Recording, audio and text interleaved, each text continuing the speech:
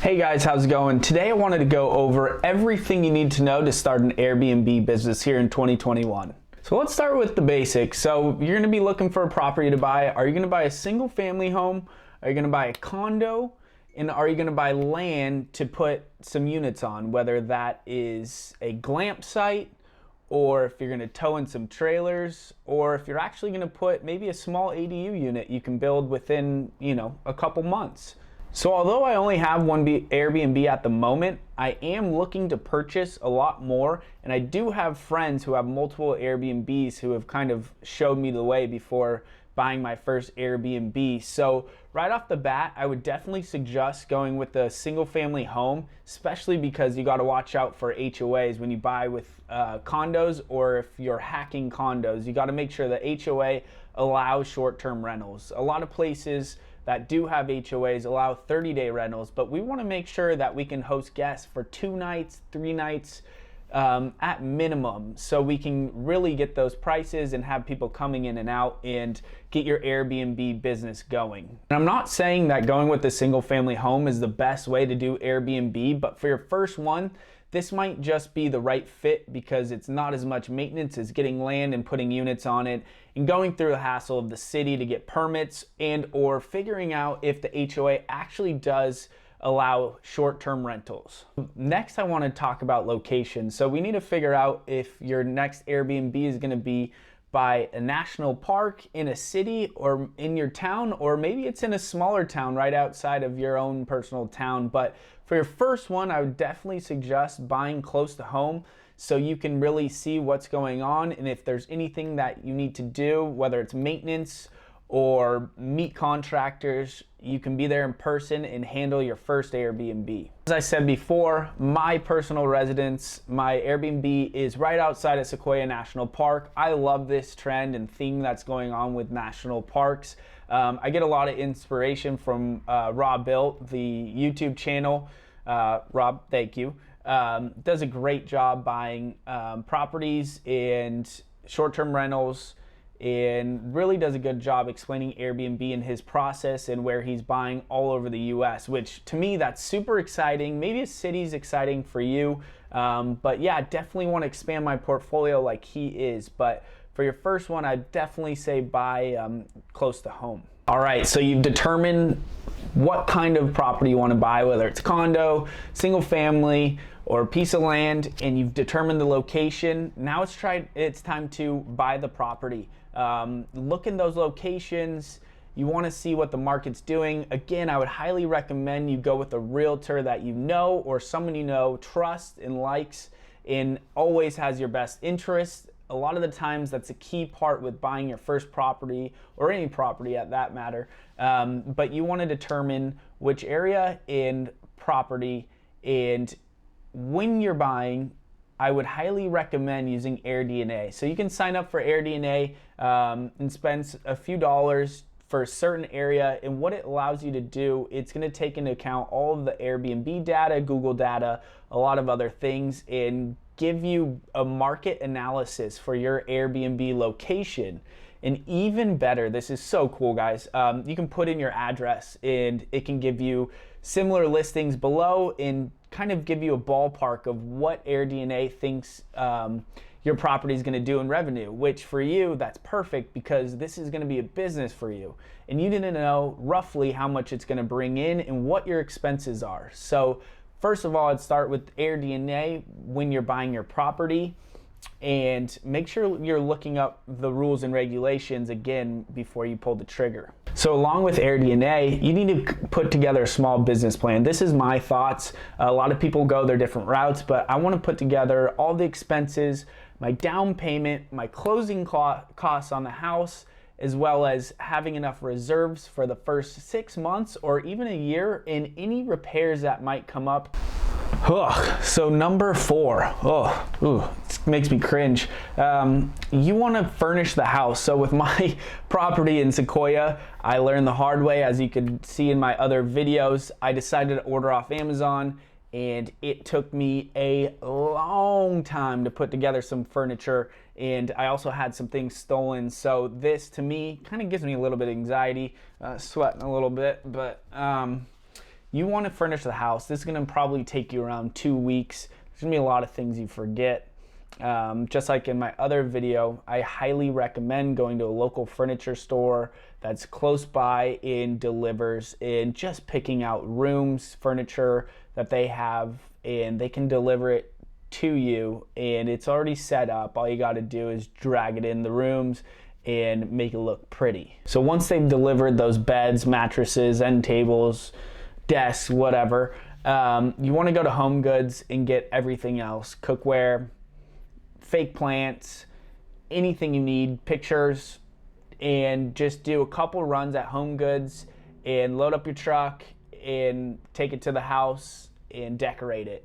And there's only 2 places you need to go, which you'll keep it nice and simple, and don't worry about saving money here and there. You're gonna have to spend the money, and you'll probably end up going back to Home Goods probably 5 to 10 times. To be honest, I went to Home Goods 4 to 5 times, and every time I was spending around $500-600 just with little things I needed to decorate the house. Again, it's a 3-bed, 2-bath, a little over 1,100 square feet, but still, you want to make sure that your Airbnb is fully dressed up and looking modern, and picking what theme you want to go with. When you go to Home Goods, you want to have a theme in mind. Home Goods is pretty good with having up-to-date art and other little knickknacks for the house. I just went with a more modern look, kept it clean, brown leather couch, a little accent chair that's blue, have white walls and some modern pictures and mirrors around the house. So I kept it pretty modern. I didn't go anything like a Spanish twist or anything like that. So you definitely want to have that in mind and make sure everything looks good. You don't really need to print any pictures out and ideas. I mean, if you want to go that far, even better, but just have a little taste, and keep in mind that your guests want to stay somewhere that kind of looks cool. So number 5, you want to have an arsenal of contractors. What I mean by this is that you don't just want to know one handyman in your town. You need to know 3 different contractors for each trade. So you want to know 3 plumbers, you want to know 3 electricians, you want to know 3 handymen. You need to know at least 2 cleaners, and 1 cleaner that is going to run basically your whole operation. So this is a key part to setting up your Airbnb, and it may take a lot of time. I'd highly suggest using your realtor's knowledge and asking them if they have any trusted contractors that they've used a lot before.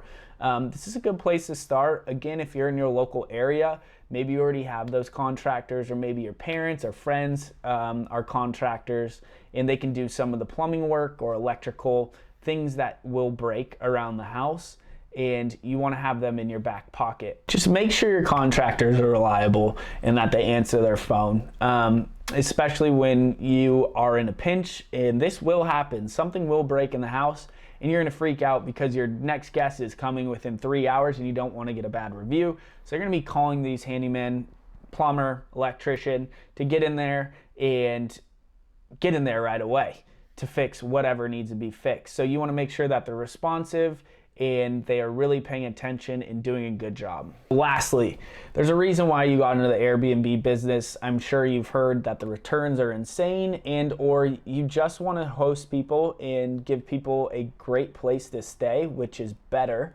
And I would highly recommend, if you're going to get into the Airbnb business, that you self-manage your property.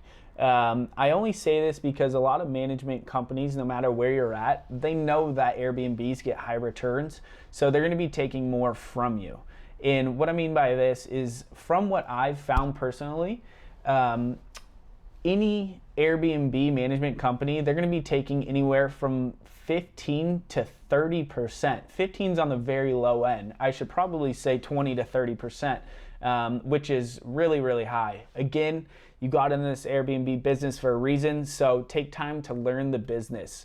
And so I would highly suggest managing your first property. You're going to be replying and responding to all of your guests. So when I say manage, you want to be on top of your contractors, making sure your cleaners are doing everything, making sure your cleaners are letting you know what needs to be restocked, and replying to all guests, and just making sure the whole operation goes smoothly. So you don't have to spend that extra money to have someone else do it. And it's not that fun anyways. You want the headache. You want to feel that anxiety when someone lets you know something's wrong with your property.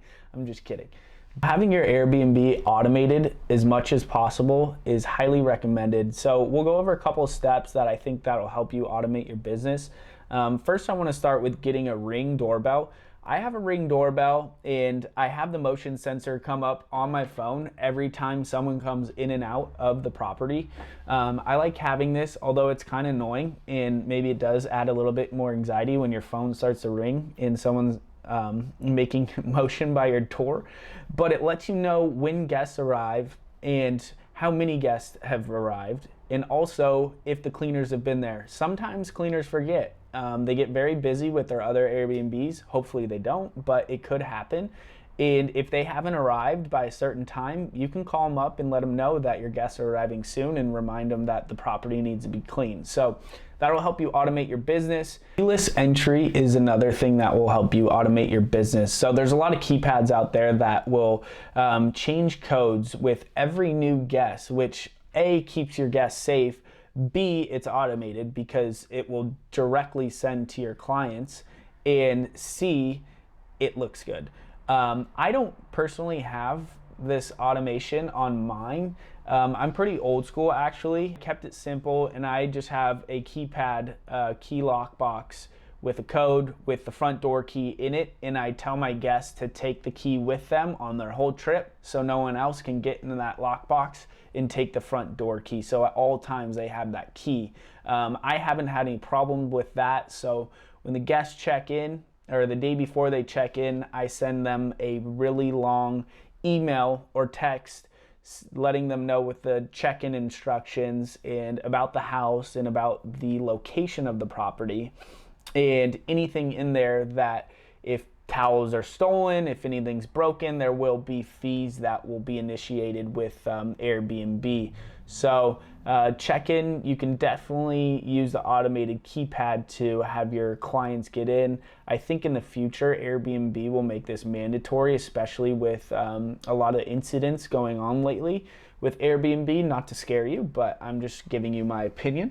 So within the Airbnb app, they have automated messages, which is great because you don't want to have to text all of your guests by hand every time someone checks in or checks out, but this will help you with automation. So you want to put together a text message for your guests when they check in, letting them know the location of the property, check-in time, check-out time, as well as how they're going to get into the property. And then, like I said, I have within the text message, if any towels are stolen, anything's broken, I have some fees that are associated with anything that may be broken.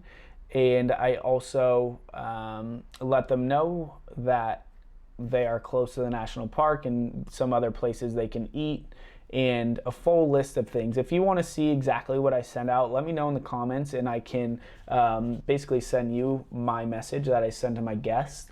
And along with check-in automation, you want to have checkout automation. So the day my guests check out, the checkout's at 10 a.m. I send them an automated message at 1 p.m. letting them know, thank you so much for your stay. I hope that you had a great time. I hold myself to a high standard, and I would love any feedback that you have to make my Airbnb better. And if you could be so kind, please leave me a review. So at the end of a stay, Airbnb asks you to rate your guests, and you ask your guests to rate you. Once you guys have both rated each other, Airbnb will post that rating. Fingers crossed that it's a 5-star rating and that they were so happy, because this will help you with the algorithm as well. So if you get a lot of 5-star reviews and people are leaving reviews, this will help your listing go to the top of the algorithm on Airbnb, which hopefully will lead to more bookings. So let's recap. So you're going to figure out what type of property you're going to buy, the location of the property. You're going to then purchase your property after you analyze it, Then you're gonna furnish your property. You're gonna find your arsenal of contractors that you're gonna keep in your back pocket that you can rely on. And you're gonna determine if you're gonna self-manage or if you're gonna have a management company take care of your Airbnb. And then finally, you're gonna automate your Airbnb. So I hope these tips help you guys with starting your first Airbnb. Hopefully they were helpful, and if you guys have any other questions about Airbnb, let me know in the comments and I'll reply back to you.